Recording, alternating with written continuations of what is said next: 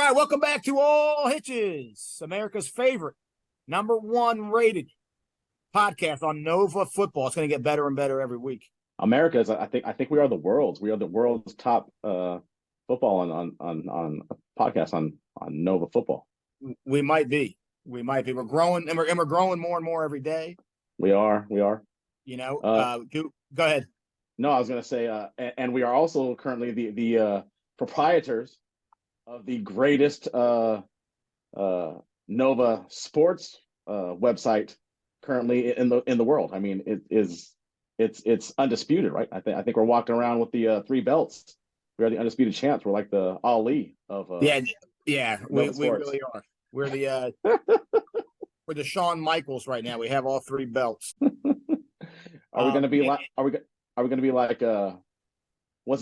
Who was the first person to do it? Was it Buster Douglas who threw the belt in the trash can? No, it was Riddick Bowe. Riddick Bowe threw the belt in the trash can. And Riddick Bowe threw the belt in the trash can because he did not, and we didn't know at the time, but he did not want to fight Lennox Lewis. Now, we found out later on. Well, that made sense. We found out later on how good Lennox. I remember at the time, I'm like, dude, beat that bum. You could take him, Riddick, but he would not have been able to take. Lennox Lewis would have beaten. You don't think so? No. I don't know, man. Lennox Lewis had a glass chin, and Riddick Bowe at that time was at the height of his powers. Look, he dodged them for a reason, right? Now, maybe there was money issues, whatever, but he did. It makes looking at the time, I would have agreed with you. I'm looking at it now after a Hall of Fame career that Lennox Lewis had, and he did have a glass chin at times, but then other times, some of Lennox's fights, I mean, he took some shots, so it was kind of his chin was inconsistent. He was an inconsistent chin. If that makes any sense. You're looking tan? You're looking tan? Yeah. Thanks, buddy. I appreciate that. Just getting back from Dominican, feeling good, feeling refreshed. Yeah. A lot of pina coladas. Would you recommend the Dominican? How was it? White sand beaches, or were they? Yeah, it was pretty white. A lot of it was kind of like where the Atlantic meets the Caribbean. It was in Punta Cana. And that part of the beach, but it was nice and crystal clear and teal blue waters. It was nice, very nice. All I got to do here is watch Deadpool and Wolverine. As you can see, I'm a huge Wolverine guy behind me. That was my character. That was the guy who I read in comics when I first started reading comics. Wolverine's a badass. He's a badass. Yeah, good movie. It was a good movie. So. I'm going to see it. That's on the list. I'm going to take the kids out there to see it probably this weekend. No, I highly recommend it. But then again, I'm all in for those movies anyway. If you'd have told me back in '85, hey, they're gonna make real movies about these comic book characters and they're gonna take them seriously, I would have been doing backflips. So I'm all in. Some of these movies are bad, but I don't care. I never thought one's gonna be good. That one's gonna be good because Deadpool's entertaining. Yeah. Now I was gonna ask you. You told me that you were going to a rage room today. Now, I've always heard about those, never been to one. Did you go in there and just tee off on stuff? I did not. It was my daughter's 14th birthday. She's 14. Okay. And she decided that's what she wanted to do with her friends. And it's just you go in there and you just start breaking stuff. It was pretty interesting. I mean, just they give you baseball bats and other kind of things, and like you can throw glass at like the wall and stuff like that. It was the stuff that you and I did in abandoned warehouses without any of the protective equipment. Yep. But it is in a controlled environment where you don't have to worry. We don't have to take your friend home on your bike because he has a piece of glass sticking out of his eye and have to explain to their parents exactly why there's glass in his face. So they give him protective equipment. Yeah. I've always wanted to go to one of those. And truth be told, that might be our reference as we go on to the season. Is what coach wants to go to the rage room, because I think it's a good segue for a lot of things we're going to be talking about later on. Who was our rage room coach of the week? Yeah, who deserves a free pass to go to the rage room, right? Yeah. But who would have thought? Who would have thought that was a business? What person was sitting there and going, you know what? I mean, and how do you make that pitch?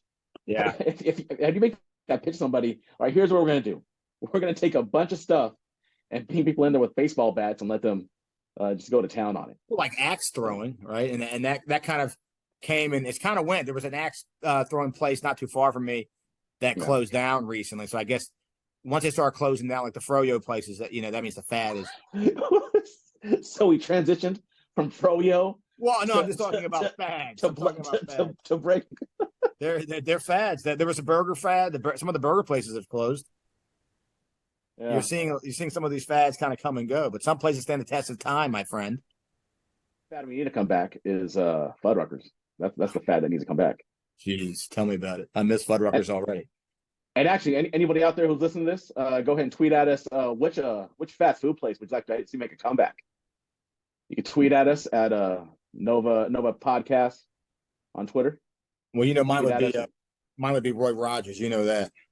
Yeah, but that's still there. There's still a Roy Rogers around. It's like 2 of them left, though. We need more Roy Rogers in this world. We need more Roy Rogers. Well, we currently have 0 Fuddruckers, so that's true. So we need the bag. I do want to, before we kind of move on here, I do want to kind of thank everyone. Right, we're kind of a week and change into the podcast kind of starting and getting airing it out, and also the website being out there, and it's been received great. We've gotten a lot of emails, a lot of messages, a lot of comments, a lot of subscriptions on all that stuff, a lot of bookmarks. So keep it coming. Obviously, just getting some of the messages that we've gotten, some of the support we've gotten over the last week or so has been awesome. It's been awesome. Yeah, absolutely. Yeah, I mean, we were really worried when we first started how much information we get. Right. So the football coach has been great. Right now as we're recording this podcast, we still have some of the volleyball and cross country and field hockey still kind of rolling in. By the time this comes out, I think at this point we will have released all that stuff. So it is great support. But here's the other thing is that we also still need your support in following us on social media, subscribing on the YouTube channel, subscribing to our Spotify. This is all free. This is all free, and it's never going to be behind a paywall. It's never going to be subscription service. Our goal is to make this much like when Coach Dash and I were in high school, your local newspaper where you can get the news for all 25 cents. It's a better deal because it's free. You don't even have to steal all the newspapers out of the local newspaper box to give all your friends. I can't tell you how many times on the way to film, we would go to the local newspaper thing. I'll pass the statute of limitations, right? It's petty theft. I think we're okay. And open it up, and then everybody would just grab one and be able to read about it. But this is you don't have to pay the 25 cents to get that done. So, but what really helped us out, and also it really let us know exactly how much interest there is. I mean, as everybody knows out there, there's been zero coverage really, or just barely the bare minimum amount of coverage. And so, this will let us know that there actually is an appetite for it out there. And the way you do that is, like I said, follow us on, go ahead and follow us on the socials, subscribe on our YouTube channel. And so that that way we know that there is something, because, again, we're doing this all for, Coach Dash and I are paying for you to be able to get coverage on these all teams. We are currently paying our hard-earned money, being educators of today's youth. So hopefully you guys out there, hear that, pass around the word, and so we can keep this thing rolling. Yeah, we are. Right now, we're the ones, paying the quarter for the newspapers. We're just handing it. We're the paper boys, just handing them out. And we enjoy it. Just so the reminders, right? YouTube, if you're watching this on YouTube, please. Watching's awesome. I mean, it's great, but subscribe. Please subscribe. Spotify, subscribe. By the time this comes out, it should be on Apple. Subscribe. To all that. The website, please bookmark it, so you can kind of visit it and look at it. And then obviously the social media stuff, Twitter and Instagram. Right. All that. Please subscribe to all that, and then also pass it along to any friends, family, other players, parents, other coaches, all that kind of stuff. Okay, right. And that's all on the website too. It's all on the website. So today we kind of move gears here. We're going to be going to Liberty, sweet land of Liberty.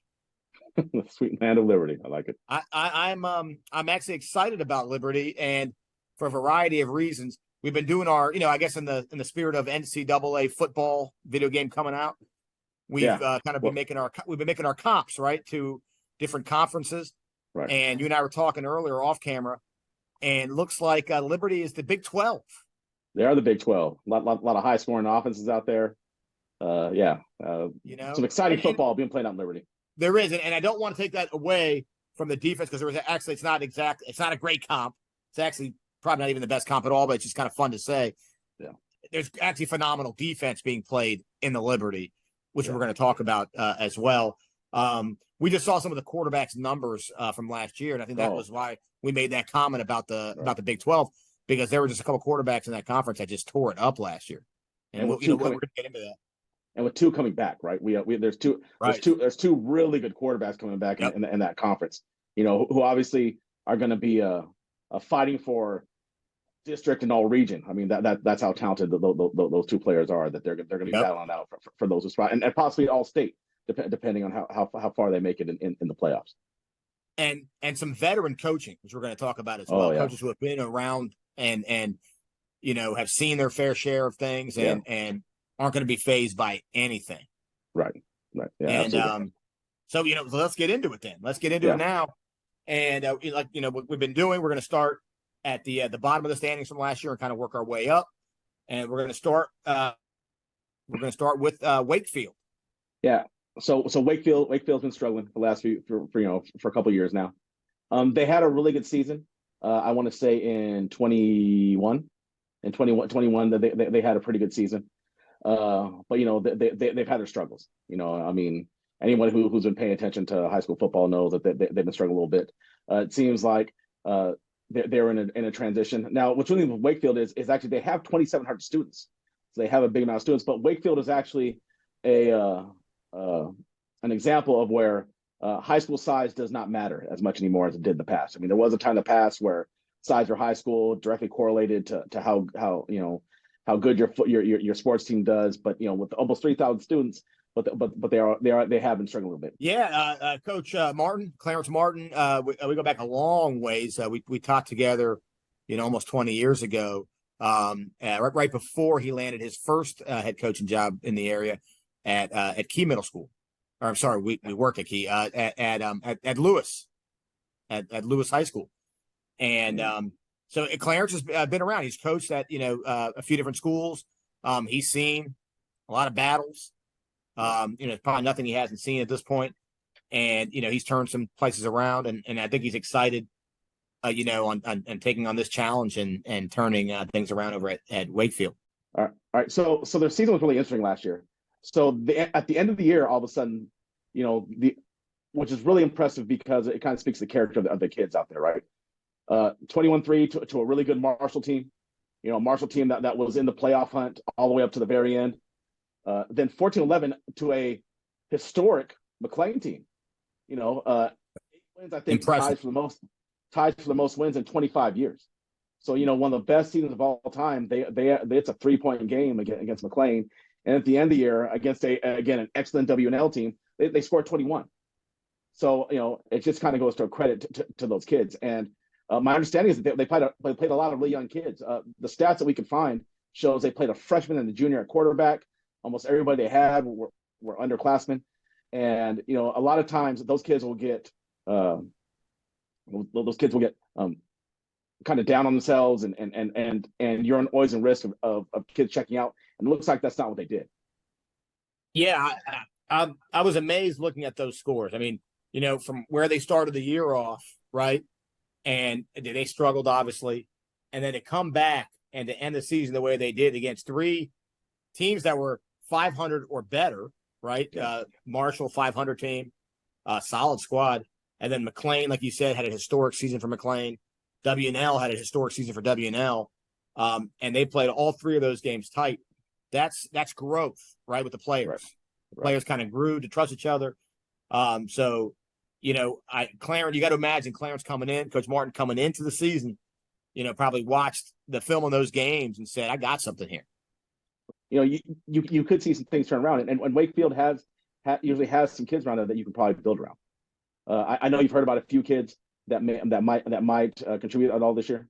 Yeah, so I was talking to some coaches outside of Wakefield, right? So not Wakefield coaches, and they were telling me they're high on the quarterback, Piero. I hope I'm saying it right. Piero Fischera, it's a junior quarterback, played as a sophomore last year, got some reps. So he's coming back, young quarterback, ready to go. They got another young guy, Daniel Bryan, not the WWE star Daniel Bryan, but different Daniel Bryan. This Daniel Bryan might be faster than the WWE Daniel Bryan. This guy runs a 4.5 40. He's 6'1", so good sized D back. And then you got a guy named Gabe Macias, big guy, linebacker, D lineman at over 6 feet tall and 210 pounds, sturdy. And then you got a receiver coming back, Jaden Richardson, big receiver, will jump up and grab it, right out of the air over some DBs. They got some guys they're excited about. Yeah, I mean, and I think a new coach. They played well at the end of the year. I think there is some reason to be excited about Wakefield coming to the season. And one thing about Wakefield I did want to add, they felt enthused coming out of camp. They took a team camp over to Shenandoah, and I know Shenandoah does good things. Coach Yoder and that's they're building a great program over there at Shenandoah, so they like their team camp there. They were doing Coach Martin tried to do a 7-on-7 this year. Couldn't do it. We've had this heat and all these advisories have shut everything down. Yeah. So I think their 7-on-7 got canceled, unfortunately. But he's trying to bring in that enthusiasm, and I think that's the key. Yeah. Well, I mean, you come in and it's the culture change, right? I mean, every coach talks about it, but it's those things right there, right? Trying to show the kids, no, we are going to do things different and things are going to be better for us because of these extra things we're going to do, right? Yeah. I'm excited. All right, moving on. The standings here from Wakefield. We're going closer to Falls Church, McLean area, which is Marshall. Marshall, you being our California representative here, Coach Mesa. Let me tell you a little bit about Marshall. Marshall used to, I don't think it is anymore. It used to be the smallest high school in the county. Oh, really? I don't think it is anymore. Who knows? Maybe it is. But regardless, if it was the smallest once upon a time, it's still not very big, right? Still one of the smaller ones, or numbers wise. So that's pretty. I mean, it's impressive. And you're going to go over the history here in a minute. The things that they've done over the years, considering they're a smaller size high school. It's a solid football program at Marshall. Oh yeah, absolutely. Last year they finished 5-5, with a couple really heartbreaking losses last year. The double overtime loss to McLean, and that decides probably their playoff fate. I mean, just going into there, and then they rattle off 3 straight. I mean, they beat a Yorktown team at the end of the year, and they actually were up quite a bit. I think there were 2 touchdowns in the first half. So Yorktown makes a comeback, but of course Yorktown being a well coached team, but they beat them, and that's with Yorktown still essentially fighting for their playoff life. They don't know how this is all going to play out, and for Marshall to come through and play that way, very much a similar style and play, I think, to Yorktown. Very much a ground and pound. I think this division, we'll talk a little more. You're seeing a lot of the return to the mean, right? I mean, there were years where everybody. My last year in California, we didn't play one team that was under center. Now Marshall's running it from the gun. They are running their version of the double slot from the gun. But I think you're seeing with them, and there's a couple other teams in the division that you're seeing a return back to, the spread is somewhat going away. I think because there was a time when I first started coaching, there was a time where when you ran spread no huddle, you would just get cover 3 the whole game, and teams weren't ready for it. And I think now the teams are prepared for it, and now you're seeing teams like, okay, let's kind of go back and into traditional high school football. And let's run the ball, and I think they did that. They had a guy almost go for 1,000 yards. They had a senior, but the second rusher behind him was a junior, but they should have coming back. But for the most part, Marshall's been a pretty solid football program over for a while. They've only lost more than, or they've only won less than 3 games, I think, twice over the last 25 years. So they're a pretty solid football program. So I think that for them to come through, and especially and similar to what we talked about with Wakefield, finishing strong at the end, they finished really strong at the end, right? To rattle off 3 straight, and still have a chance at a playoff berth. Yeah, Coach Maston came in. We talked about the veteran coaches in this conference. Talked about Coach Martin a second ago. Talking about Coach Maston now. Coach Maston, who was there previously, left, was coaching out of the area, comes back, you know, and I mean, he's a veteran coach, been around the block, seen a lot of things. You know, when he, talking to us, he highlighted a few things, team first mentality. He's making sure to instill that. Yeah. Okay. He says that's a key factor. He said, too many eyes, not enough we's. And he thinks that cost him some games last year. And that's one thing he's going to do is he's going to instill that we mentality. And you can see I think maybe that was part of the end of the season where things started kind of rocking and rolling for him as they started to instill that. Well, and I think in the kind of offense they run, it has to be that, right? It's very much not a star-based offense. It's everyone needs to do what they need to do. So I think just running that style very much leads towards the kind of culture he's trying to build there. Yeah, and that's the one thing that was emphasized to us from Coach Masson was, every game is important. Every player is important. There's not one thing above the rest, right? Right. The team that has the worst record from the previous year in their schedule is just as important as, if they're playing the state champs. I mean, it doesn't matter. Right. Everyone's the same, and he views his roster the same way from, his practice squad guys all the way to his, his all-region guys. Everyone's important, and that's the way it should be. Yeah, absolutely. Yeah, and I think with the second, what's interesting though on the second go, when your second go round with the school, you kind of understand the school culture. You're not walking there blind. You kind of know, the kind of player you're getting. You kind of know what their attitude is. And I think that's probably a smart hire, right? Especially if you have a coach have some success, and when he comes back, you think to yourself, okay, I'm not necessarily starting from square one. You have an idea of the lay of the land. And how to run the football program there. Early on their schedule, they have some games from the national. The three teams they have struggled last year out of the national, but then they got the big game against Madison. Now last year, the final score was 27-7. It was 20-0 at the half, but then a scoreless third quarter. So that shows some adjustments were made. And I think we've talked about with the with our preview before, Madison is one of the elite programs, probably in the state. Yep. And yep.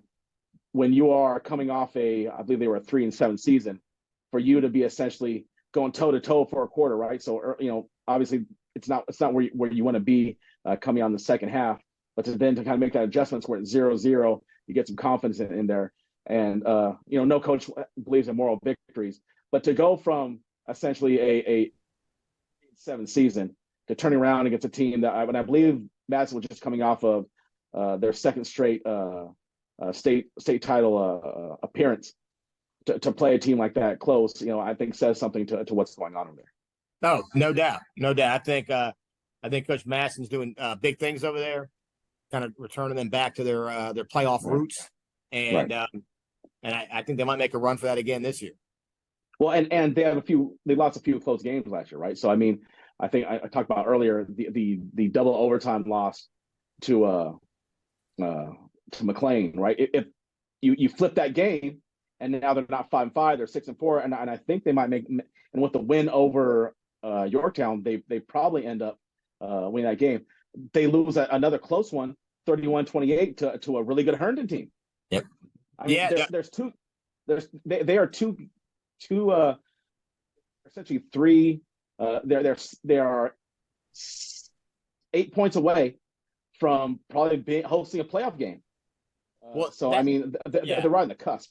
That's just it. The fact that they played, you and I spoke about this earlier, Herndon, WNL, and McLean had historic seasons for their programs, right?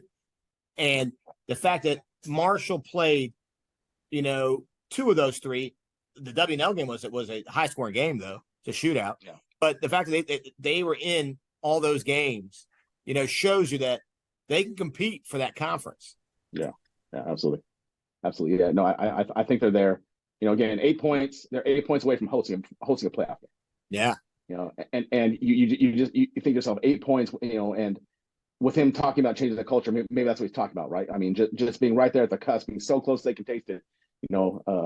They get them to believe through it. I think they've got a chance. And I think in this district in particular, you saw, like I said, a lot of historic seasons. Who in this district is going to be able to sustain what they've kind of built, right? That's what we're going to see this season. Yeah, and no, I think, and with a veteran coach, right? You think Marshall's got a good chance of being one of those teams. Yeah, no, all good points. Yeah, I look forward to seeing what Marshall could do. It's going to be fun. I think Marshall is competing this year. They're competing for big things, I think. Yeah, absolutely. All right. Well, we're moving up, and we're heading down Georgetown Pike, my friend. Heading down Georgetown Pike to Langley, which is actually one of my first jobs in the county many moons ago. A young Coach Dash, huh? Yeah, I was teaching. I wasn't coaching. I was only there for a few months. Got hired past the mid-year. I was just happy to have a job. I was a young buck, and I got a PE job at Langley. Enjoyed my time there. Loved the kids for the short time I was there. Little story at Langley. Like I said, I wasn't there very long. I got hired. I was a mid-year graduate at a college, so I got hired. And I'm a May birthday, and I was only there for a few months. And for my birthday, the Langley kids, my sophomores at Langley, I taught sophomores, they threw me a huge party out in the tennis courts.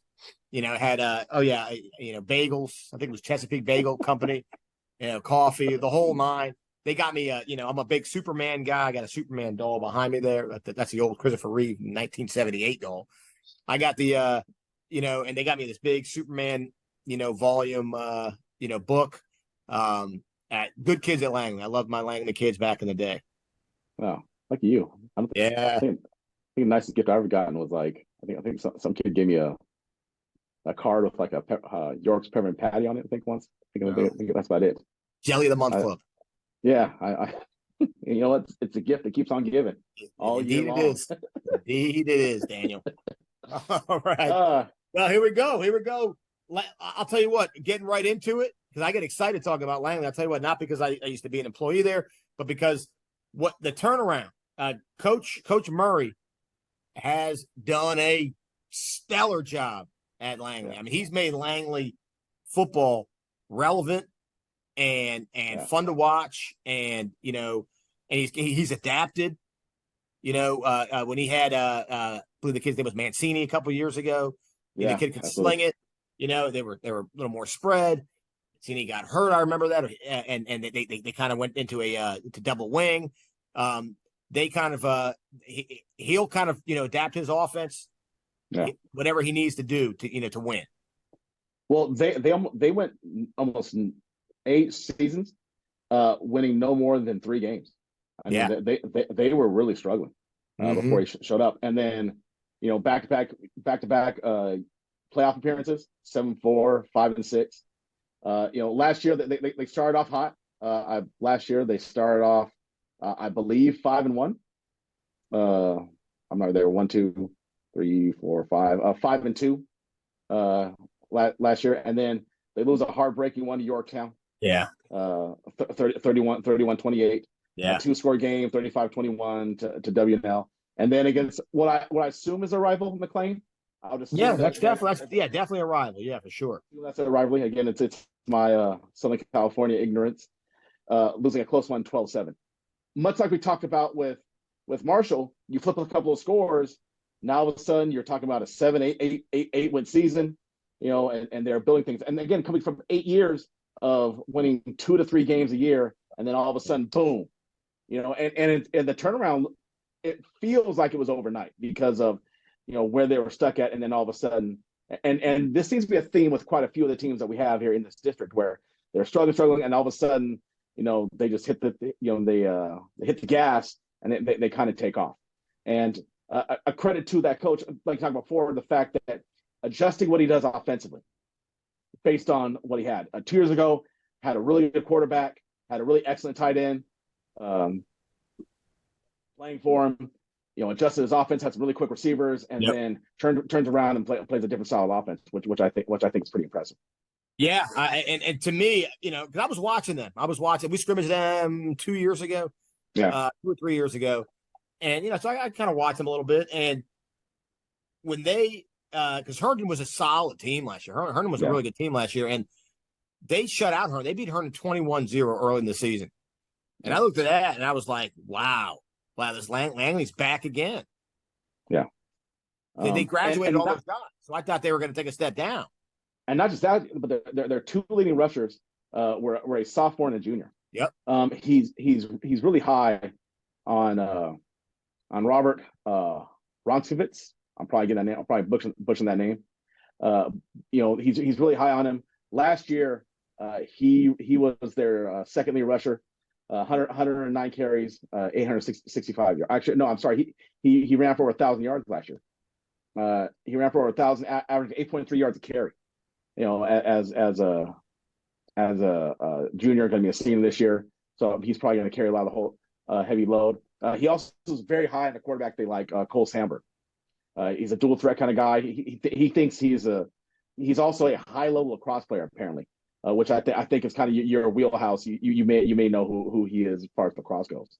I do, and I had another coach tell me, again, not a Langley coach, but another coach, a rival from the conference, tell me that they're pretty impressed by what they've seen from Cole Sandberg, and they think he's the real deal.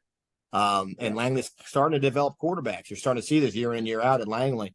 And not surprising, All-American lacrosse player for any of these young quarterbacks out there. I was at a clinic one time, and I think it was Towson, the Towson head coach that was at the clinic, and he asked, everyone, if your quarterback's playing another sport, what sport do you think, you'd want him to play that's going to help him with quarterbacking? No. And most people said baseball right away, pitcher. Yeah. And he's like, no, I don't want to destroy his arm. And his answer, at least for that coach, was lacrosse. He said, I want my guys, to football. They're playing on a football field, one, and two, he's like, I want him, reading the field. I want him looking downfield, trying to make that pass, trying to make that, find the open player, having his guy get open against a defender who's covering him. He equated it very much to football when the ball's in his hand and he's looking downfield to make a pass. And then also on his feet dodging guys, right? So, and not a coincidence, he's also a dual threat guy, according to the coach. So, Sandberg, I expect big things from young Cole Sandberg this year. No, I think so too. But also speaks to how important it is for people out there to for players out there play multiple sports. Yeah. And football may not be your first sport, but I think that football is another sport that you can play in. Lots of guys play high school football. The thing I tell kids all the time is LeBron James was a 4-year high school football player, and LeBron James had essentially $1 billion his legs, and that kid and he played 4 years of high school football. If you enjoy football, play football. People will try to discourage you from it, but I'm telling you right now, there's a very finite amount of time you can play football, and you see all the time. I think that in your world, lacrosse players really do translate to pretty good football players because so many of the skills transfer over, and I think with Cole Sandberg out there playing for them, I think he's showing that, right? It's how it can transfer over there. Yeah, for sure. A couple of things Coach Murray did emphasize: finish. All right, finish game strong. Avoid last year's setbacks by making that a critical goals to finish strong. Learn from mistakes. Learn from your mistakes. Don't make them again in the future. These are the keys to a successful season for this year for him. Well, I think that just goes. They had 4 one-score losses. Yep. I mean, you're talking about possibly a 9-1 season, and depending on where the PowerPoints play out, could have been 2 seed, could have been a 1 seed, but four one-score losses, and all of a sudden, much like we talked about with Marshall beforehand, you're hosting a playoff game. Yeah, you're hosting a playoff game. You're building off the 7-win season, and now you're really kind of cooking with gas. Yeah, no. Once again, Langley, I mean, you're looking at a team that made the playoffs last year. You're looking at Marshall, a team that came a hair from making the playoffs last year. The entire conference, the entire conference made the playoffs other than one team, other than Wakefield. Yeah. That's impressive stuff. Oh, absolutely.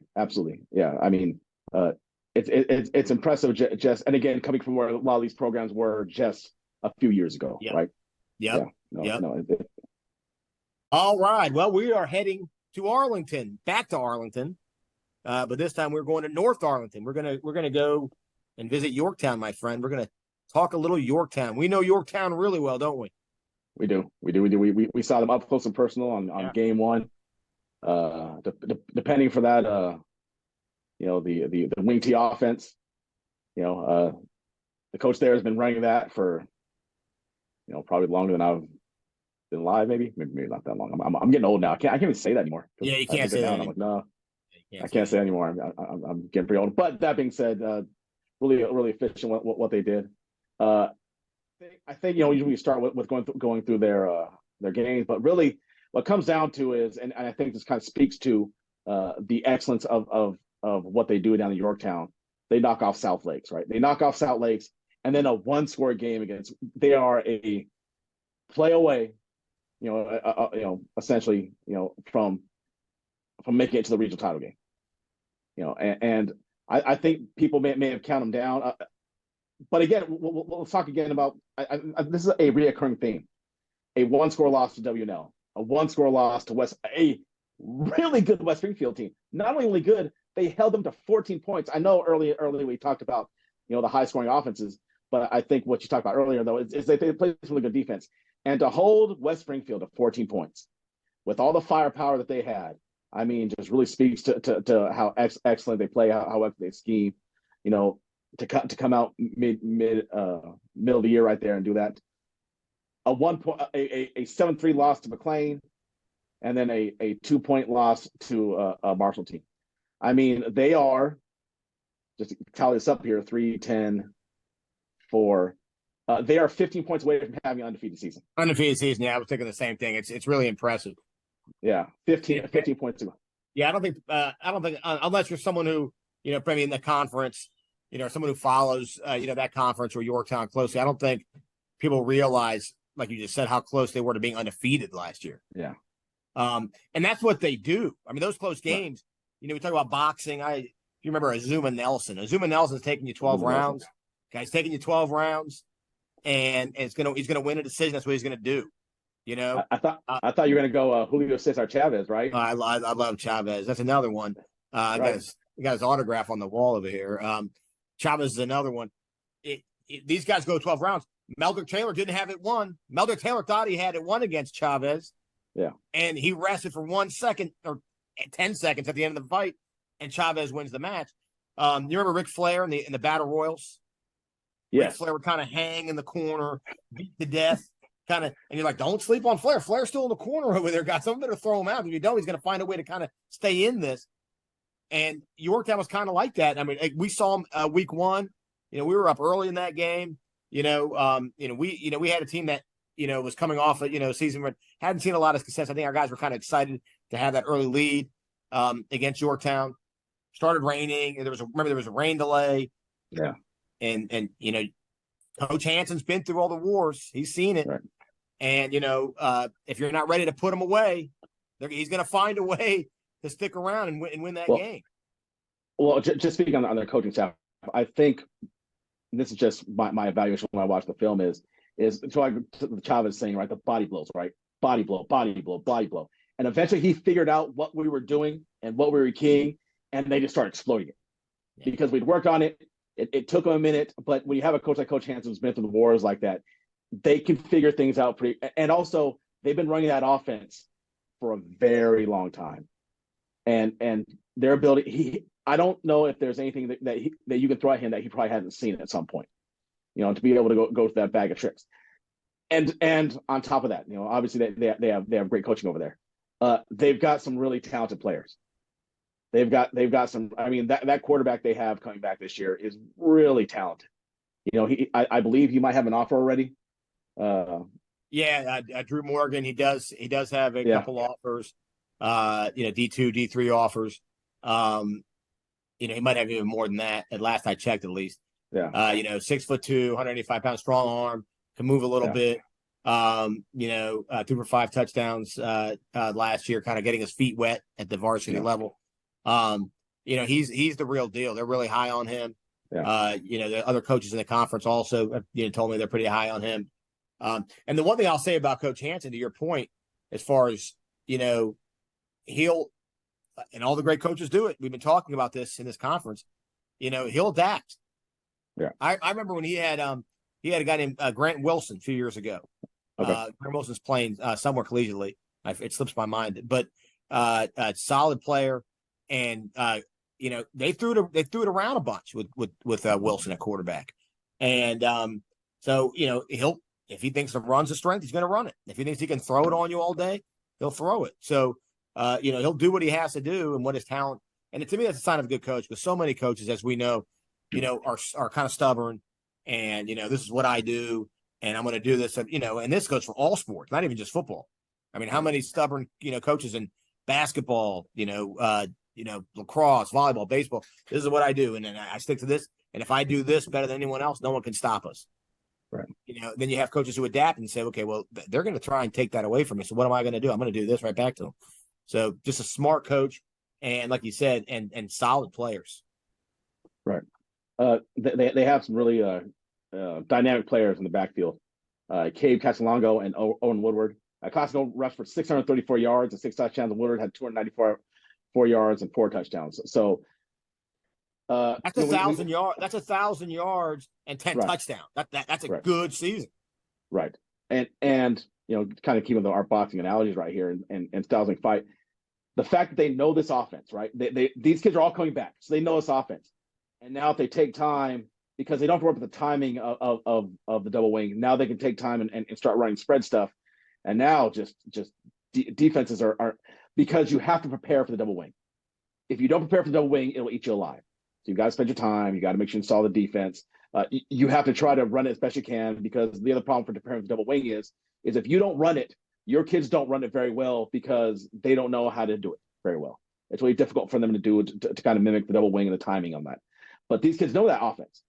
So now, not only do they have that now as being their fallback, with a obviously a dynamic quarterback, they're really going to be able to cause some problems for you, because what do? You're going to have to pick your poison, right? You have to prepare for the double wing, but you still have to prepare for what's going to be a dynamic quarterback and a dynamic tight end that they're going to have this year. 6'2", 215, Max Triano, looks like he's going to be a real threat for them.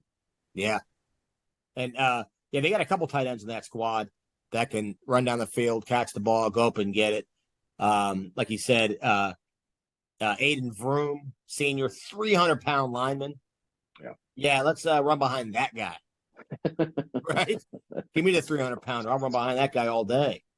Like you said, Finn Luca, wide receiver, DB. He had 500 yards receiver, averaging 20 yards a catch last year. 20 yards a catch. Yeah. That's impressive. So, yeah, absolutely. I can't say enough about Yorktown. Well coached, solid players, really good players. Play a lot of close games, battle tested.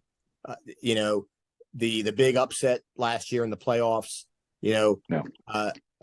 They're building something over there. They're building something. But looking back at the schedule, right? People, it was a surprise, but you're 8 points away from being undefeated. While it seemed like an upset because of the seeding they were, in reality, they probably should have been the 2 seed. 8 point difference. Now they have a big game in the middle of the season. West Springfield is still really talented. I mean, if we're going to try to cover games, I think that might be a game. Ooh, yeah. That's going to be at Yorktown is going to be pretty exciting. Yeah, that will be a really good game. I mean, but there's a bunch of them. I mean, you got like you said, West Springfield, Centerville a week later. Centerville. Yeah, that's a great game. Yeah, a close game against a young Centerville team that's grown up a little bit. It was a good game last year. They're gonna, that middle stretch, right? Watching WNL, West Springfield, Centerville, it's gonna be some exciting things to watch there. 2 home games and then and then they're going to be at West Springfield, at WNL, and then at home for Centerville. I mean that's a big stretch going into their final few games. I mean, but they close the year with a Marshall team that beat them.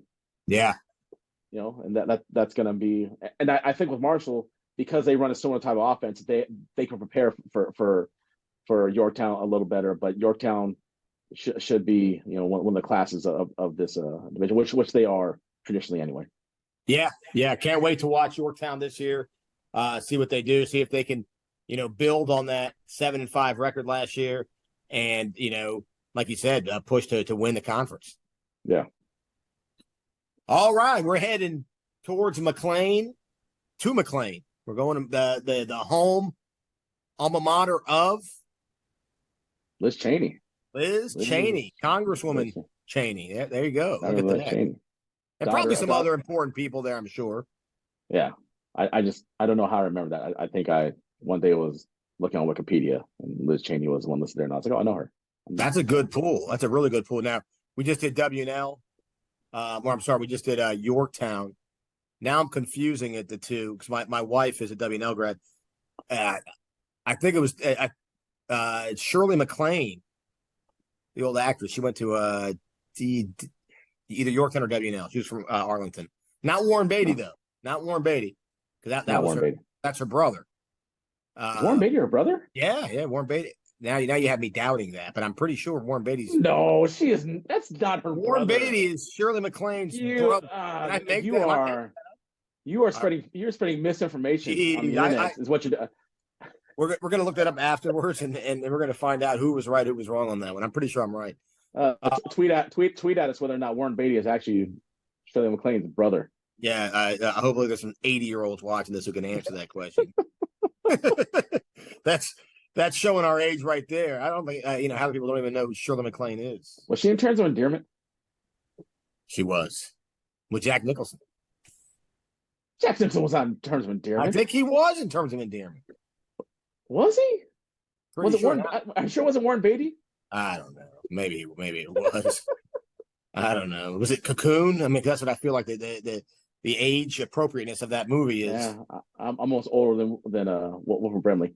All right, so we are cutting McLean short here. We're on our talk of pop culture. That's probably all wrong. Everything. All right. Well, look.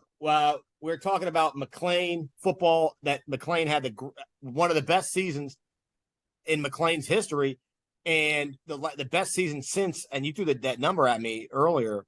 It was 2010. They went 8-3. Okay.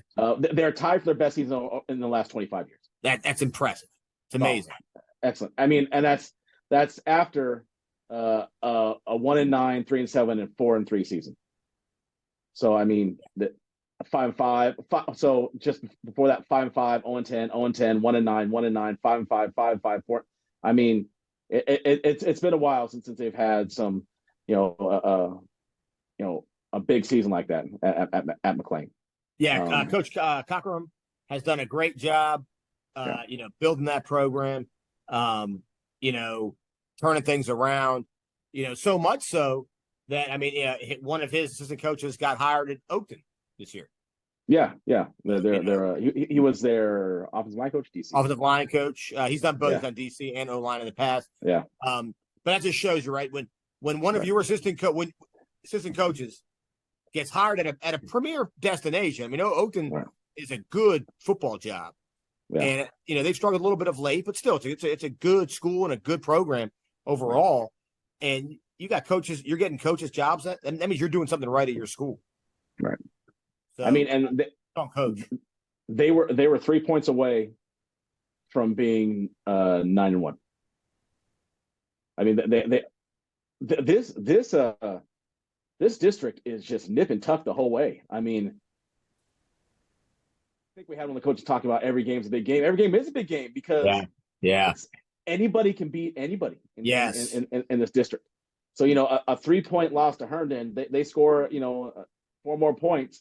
They are 9-1 again, top 2 seed probably, getting ready to go. And they opened up with some big wins. A 44-point win over Meridian, a 41-point win over Lewis, a 2-touchdown win over Chantilly, and then a big win against an Edison team, a really talented Edison team. Yeah. I think when you and I were looking, we thought to ourselves, they've kind of arrived for that game right there at Edison.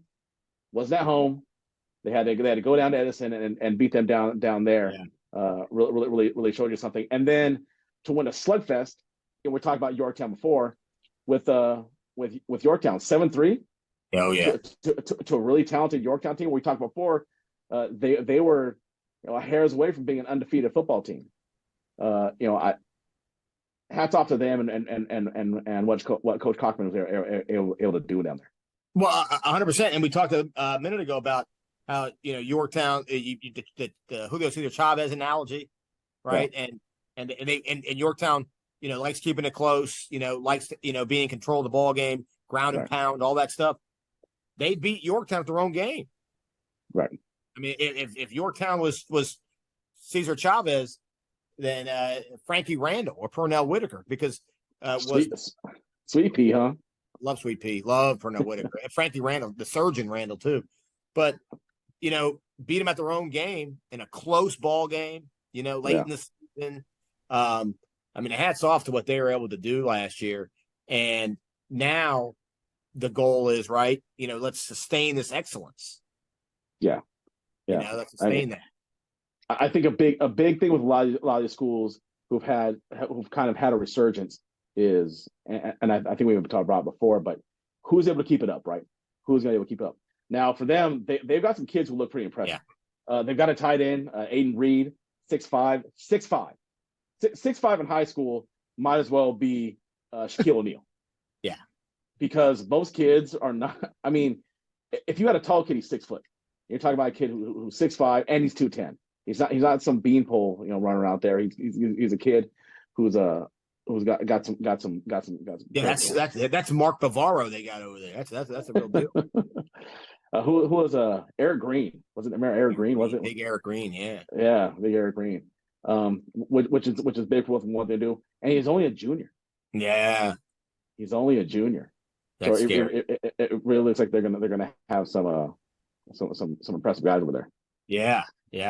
Will Louie, senior, O-line, D-line, wrestler, tough as nails. Yeah. Another O-lineman, Chase Noggle. They're excited about him. He's the anchor on that line. Leadership. Another senior. So senior heavy, but that's a good sign. That's a good thing, right? Senior heavy. Bringing back a lot of these guys on defense, especially if you notice that, right? They were a tough defense last year. To bring it back a lot of the tough defense this year. Right. Carter Brown, linebacker, tough as nails. You got Nadalo Nabili, a DB who, playmaker in the defensive backfield. I mean, that's solid defense they're bringing back. Well, and they have a kid transition from wide receiver to running back, Noah Jander. It looks like they're going to try to get him in the backfield. So it looks like they have some talent at receiver coming back. My guess is he's a little more shifty than the guys they currently have there. So I think that he's going to make the transition for them there. And then they got the explosiveness at receivers. You got Malcolm Andrews, who's a junior, playmaker on the outside. And then you got Sebastian Carmenentes, wide receiver DB on the outside, another playmaker. That's a solid team, man. Coach Cochran is excited about this upcoming season. I mean, I think he knows it's going to be a competitive conference. It's going to be a dogfight from beginning to end, like you were saying earlier. They all know it. The rivals, Marshall, Yorktown, Langley. Just, a 12-round fight every night. Well, and we were speaking about this earlier. This being such a really good lacrosse district, right? Yeah, they're going to have really good athletes. We're going to be tough. We're going to be able to move in space. So I think that maybe you're seeing that trend. You're seeing that now starting to translate onto the football field. Yeah, for sure. McLean had a fantastic football season. Not a coincidence. They had a fantastic lacrosse season as well. Yeah, you see that kind of crossover a lot.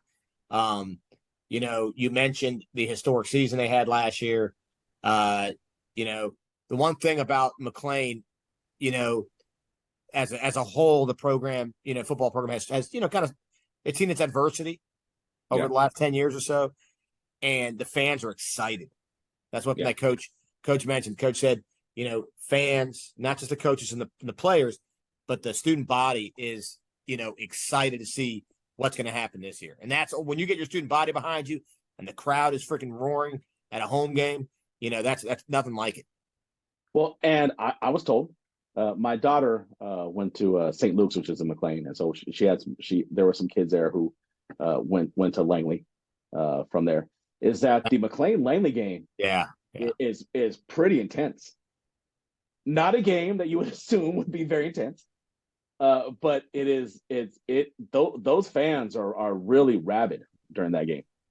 Yeah, that's their town, their side of town's version of the old, Robinson Braddock, right? Yeah, the neighboring schools. Hatfield McCoys, right? Yeah. Are they fighting over a pig? they may be. I think we have a name now for the McLean-Langley game, the Hatfields and McCoys. the two schools Langley is in McLean, correct? Yeah, I mean, I don't know yes, me being a lifer here, I always called that greater area McLean, so I'm assuming Langley is in McLean. I could be wrong technically, but I grew up, my parents owned a business in the McLean area. I always called all that area McLean. So yeah, we have the good old Hatfields and McCoys, huh? Now it'll be fun to see who wins that one. They fought over a pig, right? Is that what they fought over? That's the once lore. Again, I think you're making things up. That's the lore.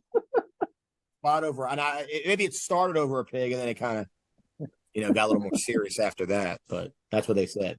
That's a good thing on the History Channel. I never got a chance to watch it.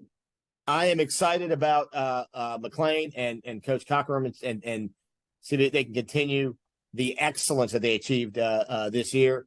And I know they want to avenge that playoff loss. And I'm telling you, I wouldn't bet against them. We talk about that playoff money and that monopoly money. I'm not betting against this McLean squad with that defense coming back. Yeah. They have a lot of good returners coming back. Yeah, absolutely. All right, we are heading towards Herndon, my friend. We are going to the Hive, the Hornets Hive, Herndon Hornets. The Herndon Hornets. Yeah, man. It's an up-and-coming squad the last couple of years. We got a lot to say about them because the rebuild, I guess we could say, from that 0-27 streak to now. Go ahead, tell us about that because it's been impressive. Well, I mean, I think Herndon is what gives McLean, I mean a team like McLean, a team like Wakefield and hope, right? So 2019 0-10, 2020 0-6, 2021 0-9, and that takes us to 2022 season where they opened up 0-2. I mean, just a really tough year, a tough stretch for them. Yeah, and but they've turned it around. So much so much credit goes out to that coaching staff. 0-27, but then they turn around the last 2 years, a 3-point loss to Westfield, which that's one of the preeminent programs in the area, and then they get their first playoff win since 1985. Wow, 1985. What were you doing in 1985? Wow, watching Back to the Future.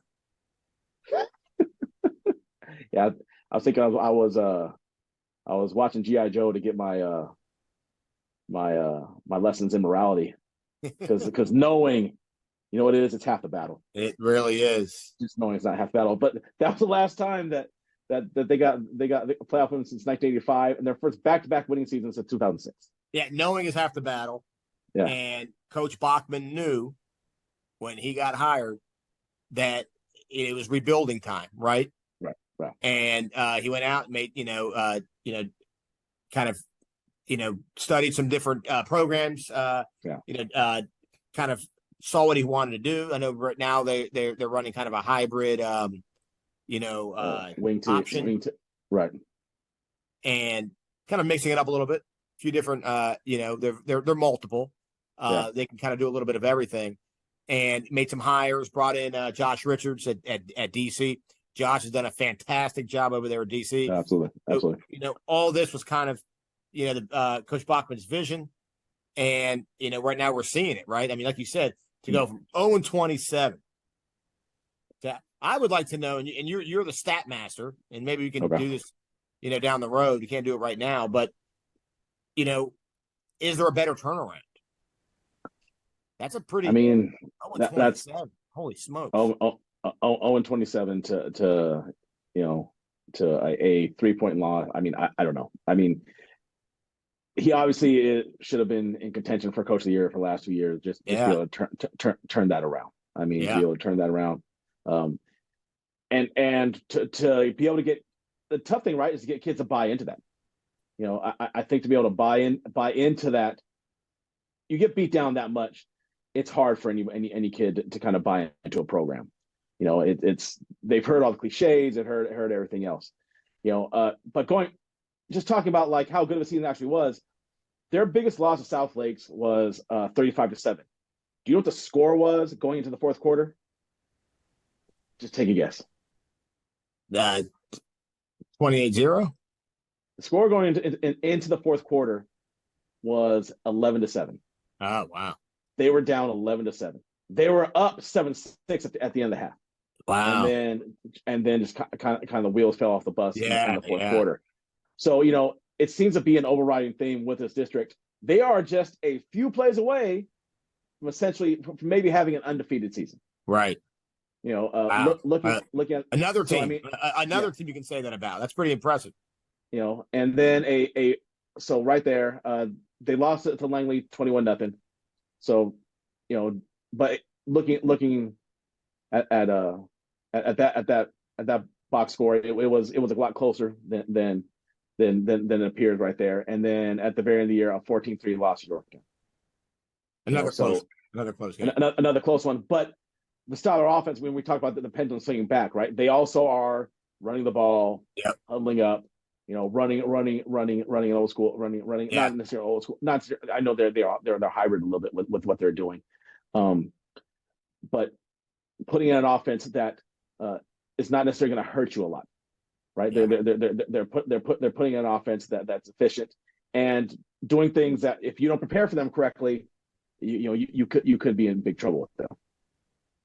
Yeah, I mean, some of the players they had a young. I remember talking to some of the coaches, over there, and they saw this coming, right? The 2 years ago, they knew that was a special class. Those guys are I guess becoming, a lot of those guys are becoming seniors now. So they saw this turnaround coming, and these players are starting to develop into what they had a feeling they would become. Starting with quarterback. Johnny Callow. I didn't say Gallo. I said Callow. Callow. Okay. 2-year starter. That's my cousin Vinny reference there for you, buddy.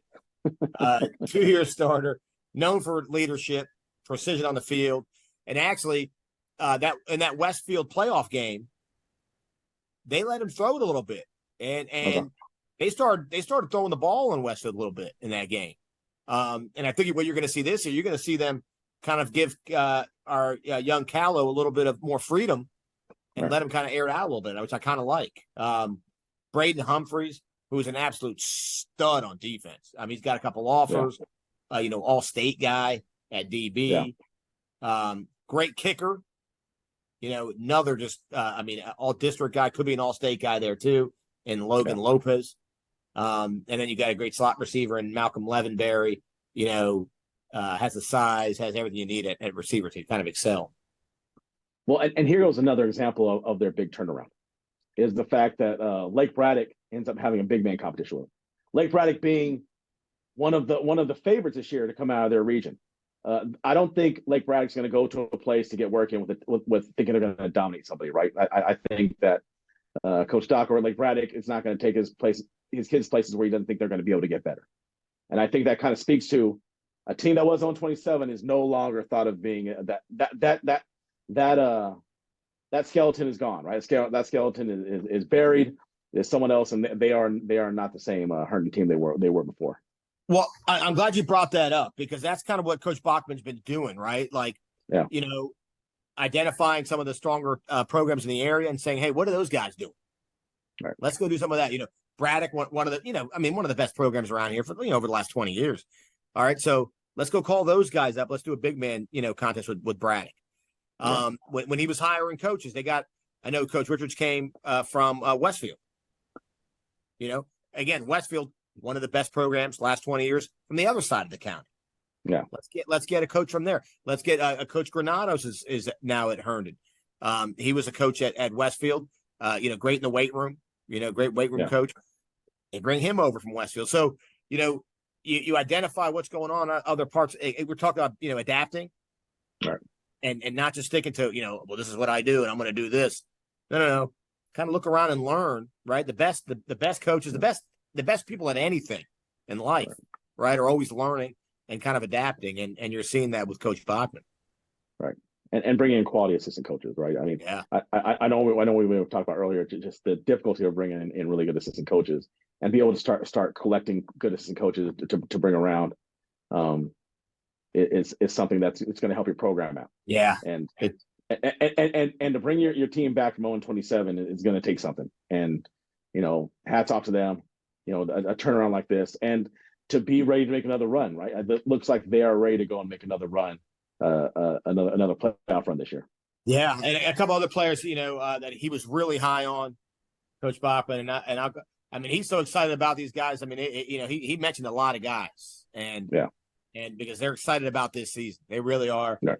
They think they've been, and a lot of these guys are seniors. A lot of these guys are seniors. They've been waiting for this class, to kind of, become seniors and ready to take this conference. And this could be the year.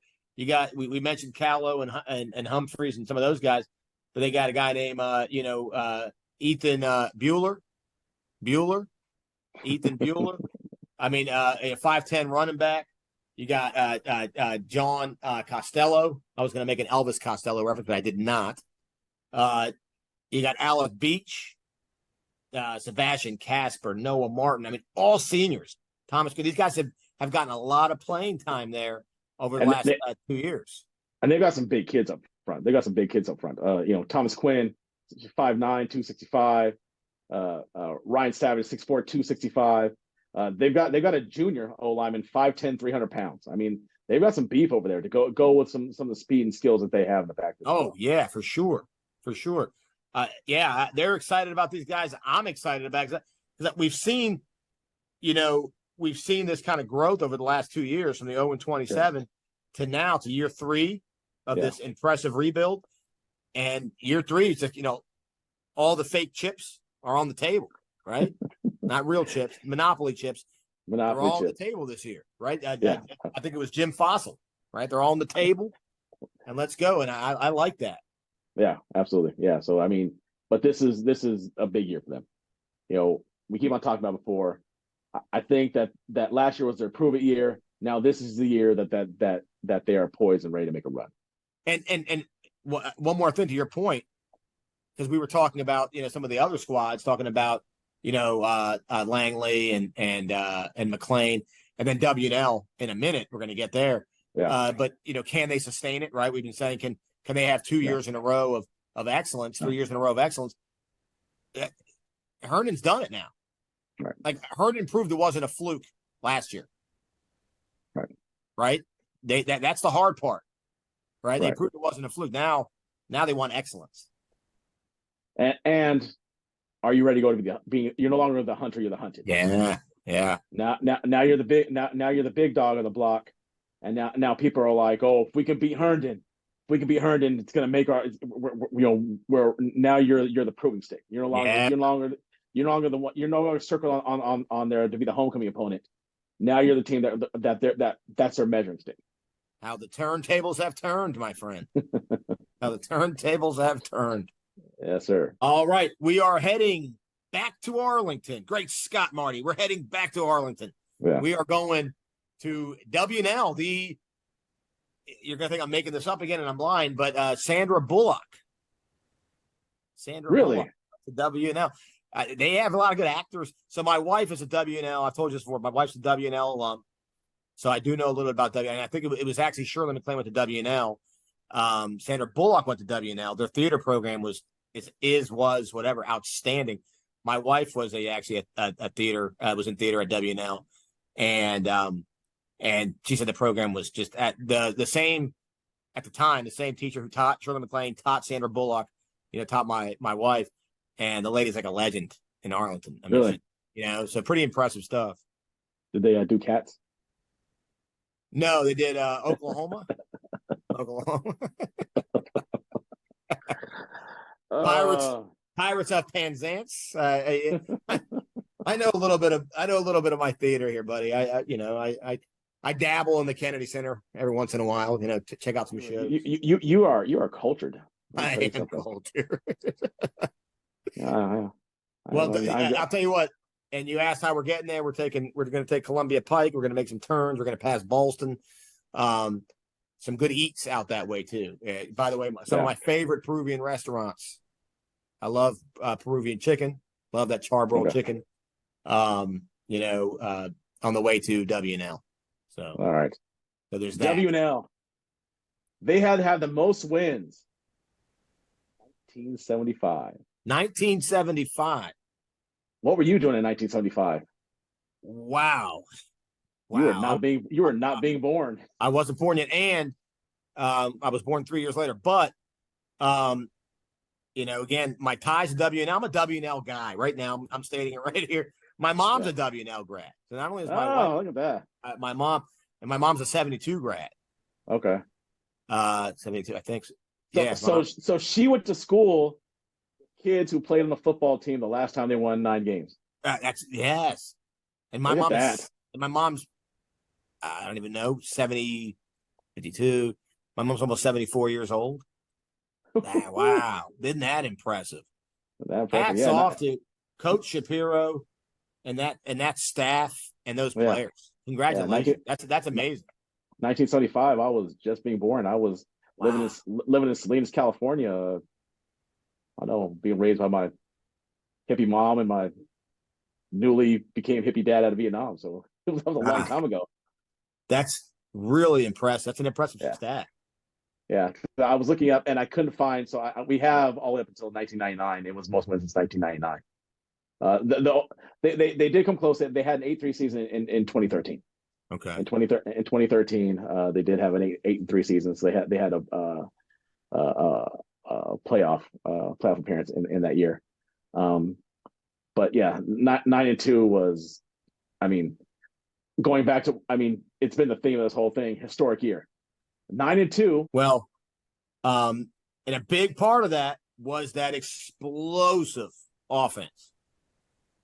They had Jonathan Bajami, and I might be saying that name wrong, but he had he broke school records there for total points, passing touchdowns, receiving touchdowns. They set a record for the longest field goal, 51 yards. They brought out Sebastian Janikowski to kick a field goal, 51 yards. That's an impressive kick. Yeah, but yeah, so a 38-37. If they score 2 more points, they have an undefeated season. Wow, undefeated season is what they have going to the playoffs. This division. But you're right. They scored 401 total points. So you're talking about 40 points a game. A 40 point, close to 40 points a game average right there, which is pretty impressive. Well, I had coaches tell me, but those are big shoes to fill because that quarterback broke a lot of records over there. And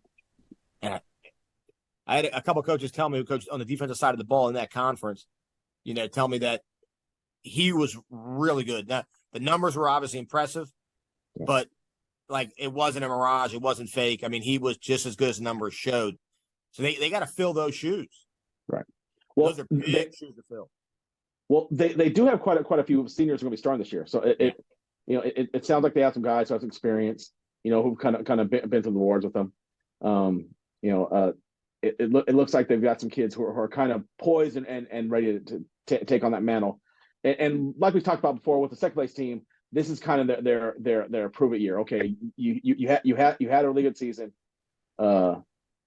What do you have coming back? Right.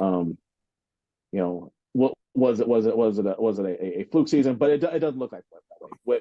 It's not like they're turning around and playing a bunch of sophomores. They're playing a lot of juniors and seniors, and that I think that kind of speaks to probably where they're developing as far as the program goes.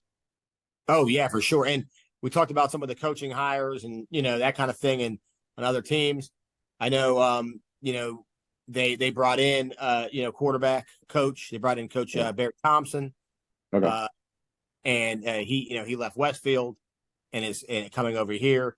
So if they're going to be having to develop a quarterback to take replace last year's QB, well they got the right guy to help do it in Coach Thompson. Yeah, and according to Coach Shapiro, they had a really good offseason as far as the weight wins. It sounds like I think with the excitement of a winning season like that, I think you end up getting a lot more buy-in. We talked before about buy-ins with the teams that kind of finish towards the end. It's trying to get kids to buy in. It sounds like he's gotten that, and success will do that. You kind of have the success and kind of have the explosive offense. And the other thing is, kids are really attracted to winning. They're really attracted to a team that score a lot of points. I don't know if you get that same kind of buy-in. And don't get me wrong, I mean, I coached defense last year. But if you're winning every game, 7-6, 13-7, 7-0, it's not nearly, defense wins championships, but offense puts butts in the seats. Yeah. And when you're scoring a lot of points like that, kids are like, that's fun. There's a reason why kids like watching the Golden State Warriors. Kids do not like watching the Detroit Pistons. Yeah. Yeah. Right. I mean, because they want to see firepower. And it looks like they've really got something going over there at WNL. Yeah, I know you're 100% right about that. Now I loved watching the Pistons, and I'm sure you did too. The bad boys, they were fun to watch.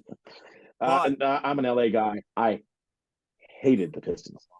Come on, I wasn't. I didn't have any skin in the game with Detroit, but as looking back on it now as an adult, that was fun to watch. Yeah, because you guys had the Bullets out here. That's why. Yeah, you're right. We had John Hot Plate Williams, buddy. Holy smokes. We got a broken down Bernard King.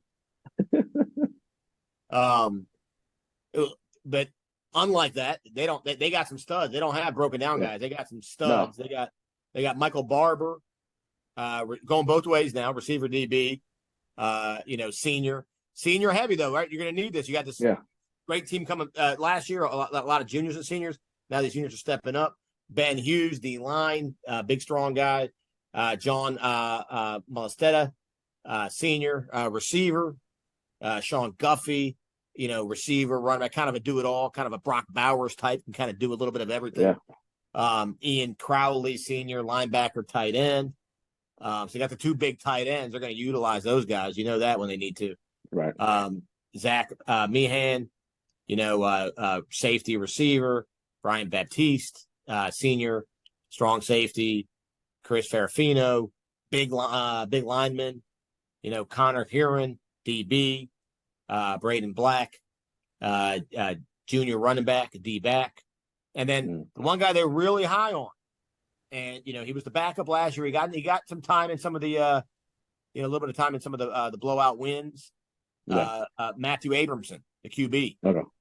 They are high on that QB. And you can't doubt them because the system was great last year for Bujami. And I think you might see, Abramson, surprise everyone and have a big year. And I did think we spoke to some of the coaches who said their JV was pretty good. Their JV. Now they had a lot of juniors on JV because they were senior heavy up front. But I think having that unit play together, seeing the success, and then the expectation, right, is going to be we're going to continue to carry on the mantle for them. Yeah, I mean that's what they're expecting. I mean the way they're looking at it, and Coach Shapiro's looking at it, is it's a solid mix of of seniors who are experienced from last year, the rising juniors who were successful on JV last year, gotten a little bit of game time during some of the the big wins, and then it's a perfect balance of youth and experience, and now they're hoping for greater heights. You were the one seed in your conference.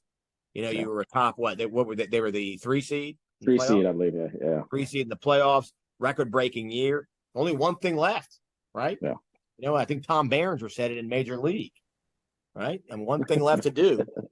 win the whole gosh darn thing. I mean, right now that's the TBS version. That's the TBS version, but right now, I mean, they were a 3 seed, they won the conference. Now that they're like, screw it, let's be the 1 seed in the region, right, and let's win a couple playoff games. Let's go. Yeah, well, that region is highly competitive. The region with the Concord and the Liberty is highly competitive. I think any team has a chance to you get in that dance in that one, and I think a lot of teams that division have in that region have a chance to make it out. A lot of really good football going on in that region. A lot of really good football going on in that region. I'm excited to watch the Liberty this year. I think this is not, it's not your grandparents' Liberty. Yeah. If that makes any sense, but it's just for them. I'll say it like this, and this kind of sums up where Liberty is right now. When was the last time the Liberty had 3 teams that were higher seeded than 2 or 3 teams that were higher seeded than Westfield in the playoffs? Yeah, that's right. Yeah, that's kind of a proving statement right there, right? Right. Yeah, absolutely. That's legit. So I'm really excited to see what Liberty, or as we say, the Big 12, can do this upcoming season. It's going to be fun to watch. Yeah. All right. So I guess we're at the part now where we're gonna talk about what we think. Yeah, the bar manager is kind of flicking the lights.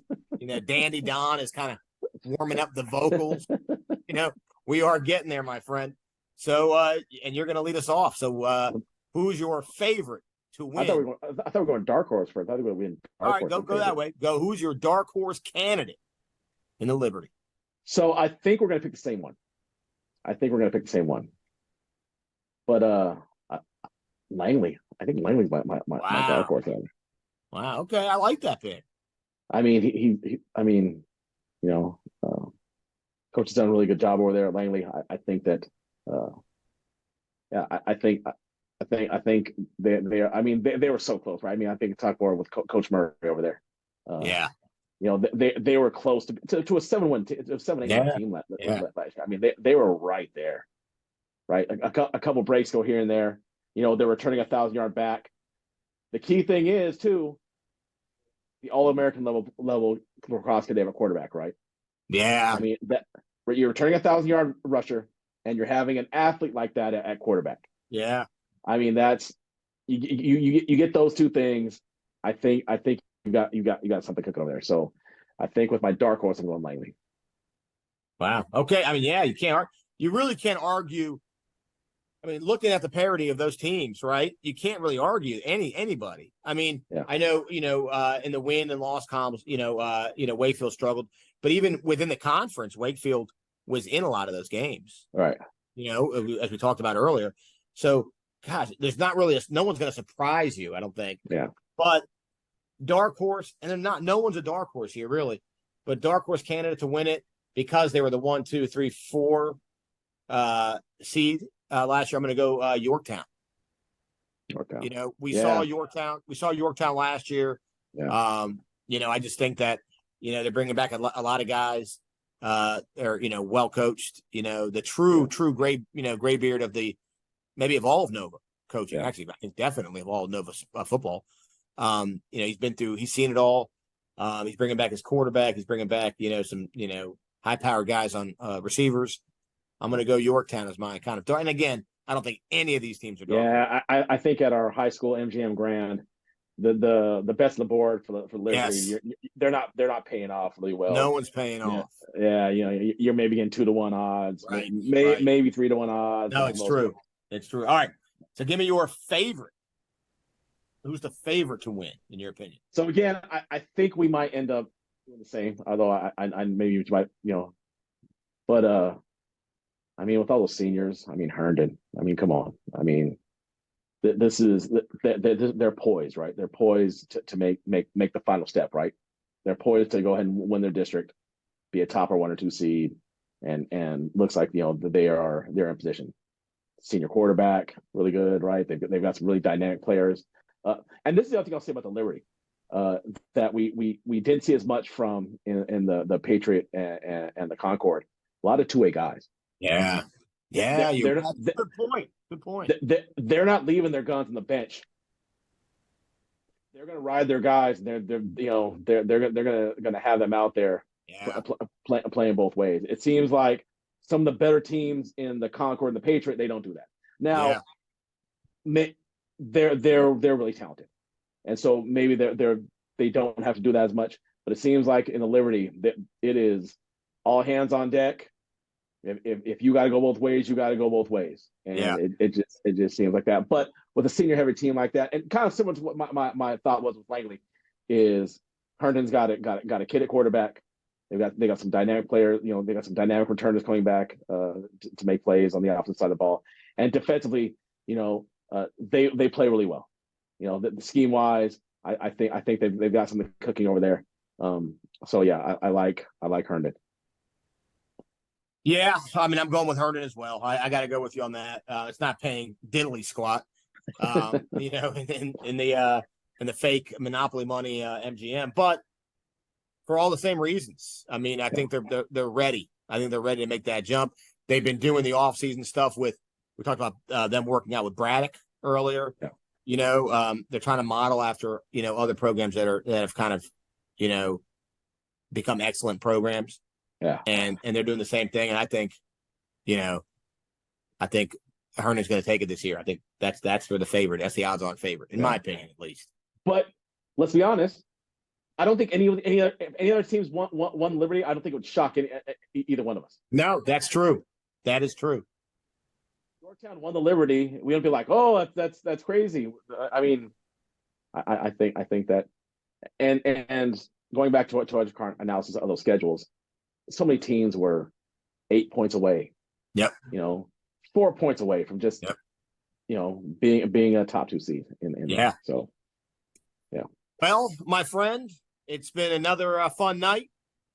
Kind of going over the Liberty, or as we call it, the Big 12. Yeah. Kind of going over all these teams and the parity, and can't wait now. Coming up next week, right? Next episode, we're going to be talking about. Kind of, we're moving out of the area here. We're going to go a little west. Go west, young man. Yeah. Go west. I think it's west. I don't know which way it is, but south. It's south, isn't it? Southwest. Down 95. Well, it's west and southwest. West by southwest. That's an old John West Wayne. By southwest.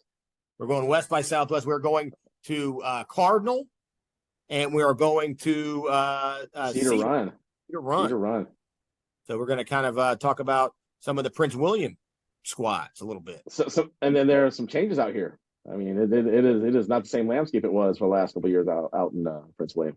No, yeah, definitely some big changes. The times they are changing, as great David Bowie once said. So it's going to be interesting to talk about that one. Yeah. Some phenomenal football players out here. Oh man, some Power 5 kids are out here. That's 100% out in Woodbridge. Battlefield, heavy favorites. A lot of good storylines, right? The Battlefield, Gainesville, Patriot, that little area, that triangle there. Yeah. What's going to happen in Freedom? That's a big story there. Hilton looks like they have a Division I running back. Hilton, with our good friend Coach VA, and him kind of new sheriff in town over there at Hilton, seeing if he can turn things around. And Woodbridge, not too long ago, produced 2 SEC defensive guys out of there. I mean, Woodbridge, always a solid program. Garfield, super solid program. So, Forest Park, it's going to be fun talking about these schools.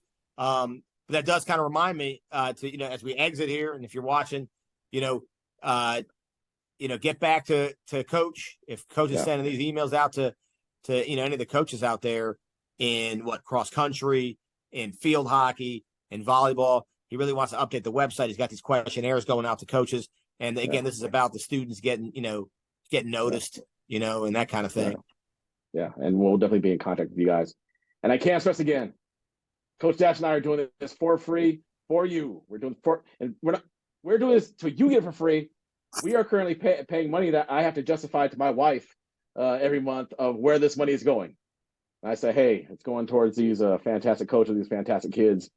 Trying to make sure that we get these kids some coverage because we want to make sure that and that the athletics here in Northern Virginia, which has produced some amazing athletes and there are some incredible coaches out here who need coverage. And I think we talked about before.